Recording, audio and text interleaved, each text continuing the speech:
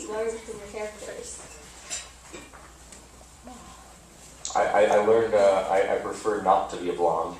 That's definitely something I learned. Staying out of the sun makes you youthful.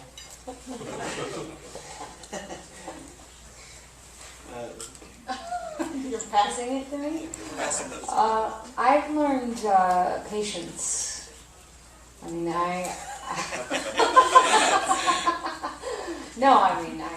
I've learned a lot from Esme, and you know, Esme is always looking for a way to love someone and a way to be kind, and that doesn't come naturally to me all the time. So I definitely it was good practice.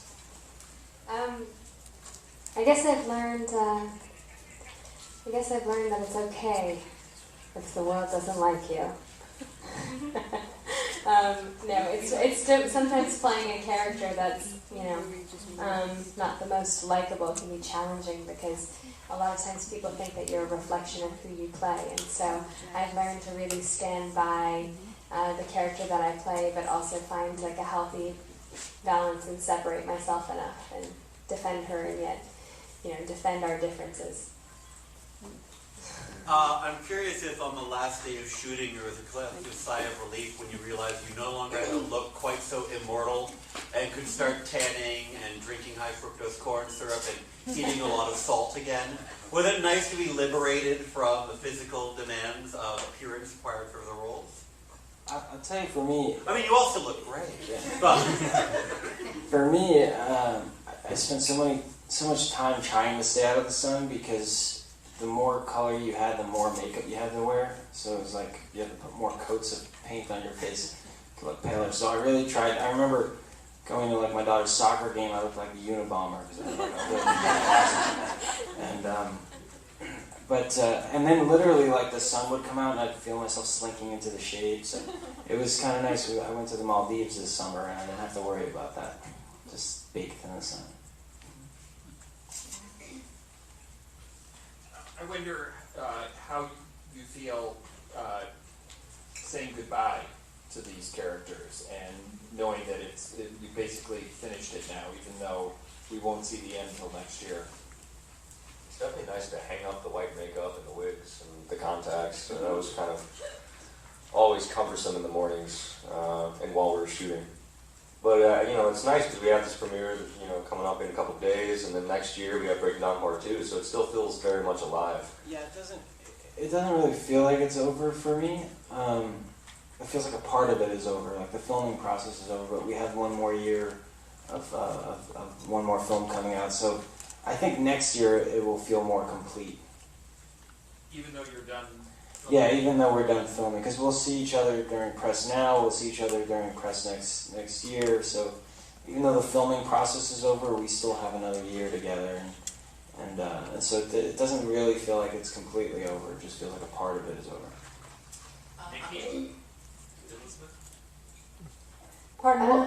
I think we're all really used to sort of revisiting these projects, you know, once, you know, a year later. So I think, I mean, everyone asked us what the last day of filming was like, and I wish that I was creative enough to make up like a really dramatic tale, but it wasn't. I mean, it was dramatic because we were freezing, and it was 6 o'clock in the morning, and we just wanted to get inside.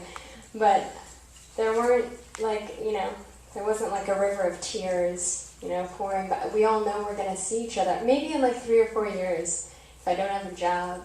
I think next year will be sad. Yeah, next year.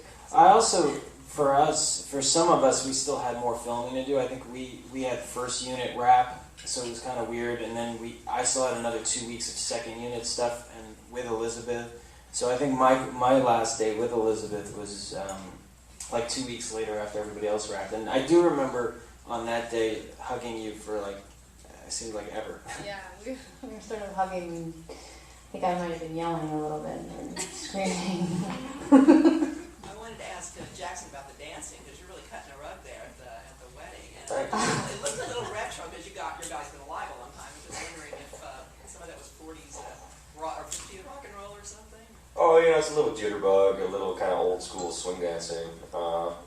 When I was doing musical theater when I was a kid, I definitely did a lot of swing dancing. And I was really into that kind of music of the genre, and so yeah, we actually did some choreography, and there was a different, they had a little different dance set up for us, and then I was talking to our choreographer, and I was like, hey, how about we do this kind of old school flip, which is really fun, which we were nervous about because Ashley was in heels, and I actually didn't want to throw her, and then suddenly she's, the last day of filming, and I kill her. It would be really bad. Might not be the worst press, but no, that would be terrible. So it was fun though. It was really fun for me to be able to kind of like pull out the old style dance moves.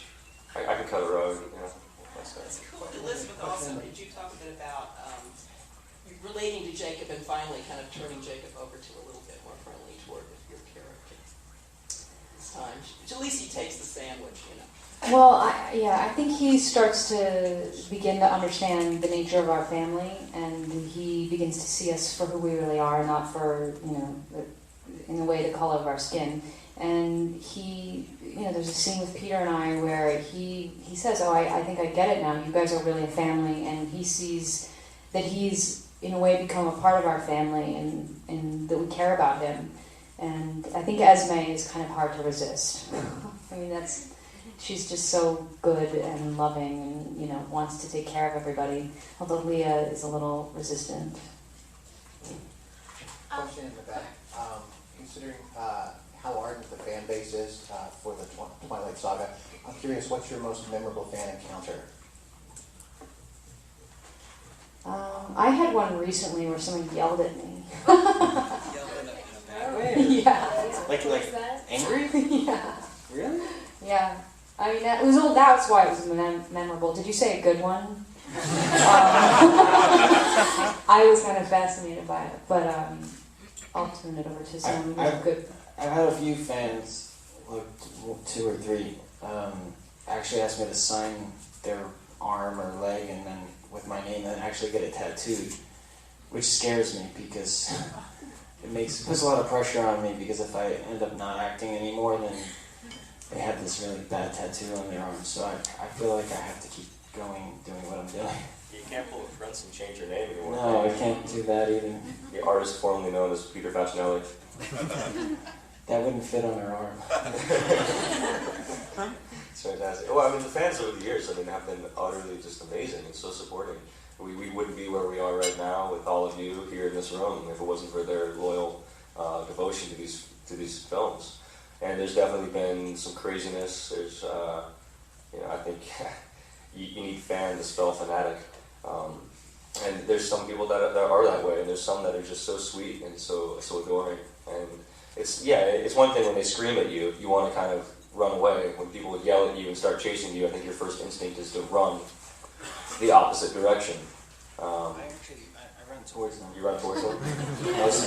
So that's a note for anyone. If you want to see Peter, just run ahead. Just yell my name, I'll come right into it. Yes? You want a picture? I have a question over here.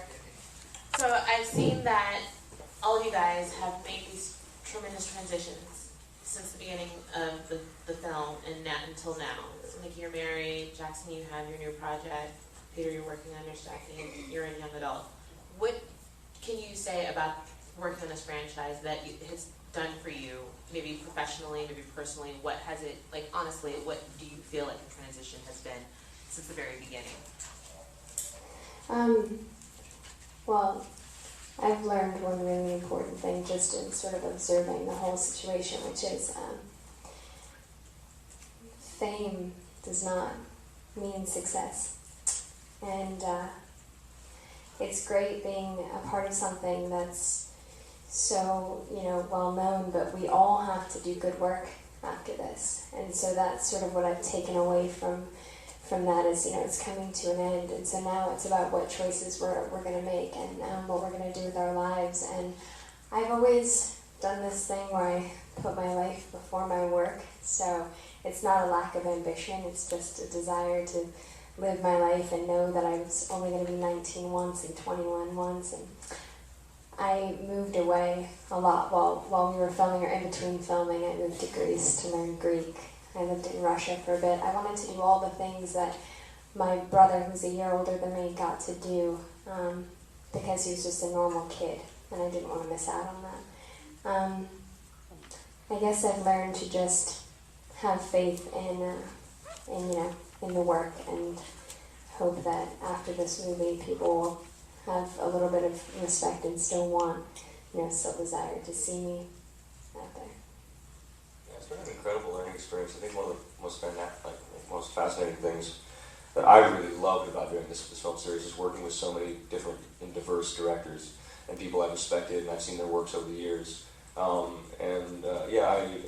formed my own production company about a year and a half ago, and being able to learn from Wick and the amazing producers over at Summit, and learn from these directors. Every single one of them, have a different style. It's so important for me as a young actor and a young artist to get to learn from the best in the business. And this time we had Bill Condon, and he just had such an amazing aesthetic. The nightmare wedding sequences just blew me away. The blood and the roses. It's so well done. One thing when you read the book, you always visualize things differently. Art is subjective, but the way he brought it to life, it's so phenomenal that I got to work for somebody of that caliber. The question for everybody up on the panel, or actually for Nikki. You get to work a lot with Taylor Lautner, this movie, as opposed to previous movies. Can you talk about the scenes that you guys got to do together? I just saw the film last night, and I was disappointed because my favorite, not disappointed in the film, but in one particular thing, my favorite scene between Taylor and I is actually not in the movie, but we shot this scene where I go to serve him food and I sort of bend the bowl into a dog bowl and I write Fido, and then he hits me in the head with it, and it's very dramatic, and I just thought it was sort of a great representation of who Rosalie is. It's really over the top. It's really, working with Taylor is really, it's really a joy. He's very honest, his eyes are very honest, and I would say he's very good at committing 100% to the decisions he makes throughout the film, and I had a great, it was nice to actually interact with other actors for the first time, to have a line, and then they have a line, and then you say something back. That was cool. Not just be sort of a puppet in that. Taylor's wonderful, and he's great with his shirt on, too. I also had a question for Nikki. At least in this movie, you're really the only one that gets cuddle time with Renesmee, so I was just wondering what it was like to kind of take on that pseudo-mommy role and to work with the baby on set. I loved it. I loved actually getting to love something and getting to show that. This was a moment where Rosalie got to just sort of be totally raw and vulnerable and express that kind of love for something else. It was a rubber baby a lot of the time, really well made, but rubber. And we also worked with a mechanical baby at different points in time, so there would be a man sitting between, down at my ankles, pressing a button, and then the hand would move up, and sometimes it would grab my eye, and then pull, and then the hair goes down, and I'm like, this was not part of this scene. It was great. I like working with kids. We had some great babies too. The real ones were great. They didn't cry as much as they could have, I guess. You didn't get to answer the memorable fan encounter question, so I'd like to ask you that. And for Jackson, what's going on with 100 Monkeys? I guess the fan, one time I had a girl ask me to marry her, which I thought was kind of awesome, but she was not 18 yet. And for some reason that was my first question, because she looked really young. She asked if we could get married, and I said, "Are you 18? And she was like, "No, but my mom said it's okay when I am." I thought, Well, the 100 Monkeys, we're going to be going on tour in Europe, November 27th through about December 17th. I'm actually going to be spending my birthday over there. And it's really exciting. It's the first time for us to be international outside of the U.S. besides Canada. So it's a really exciting time for us as a band. And we're working on a couple new media projects. It's a really interesting time for film and for music. Especially with the internet. I just did a web series called Aim High when we were Facebook's first show, and AWOL Cambio's first show with their relaunch. So I'm really excited about the possibilities of new media and where we can take it, where we can go. So the band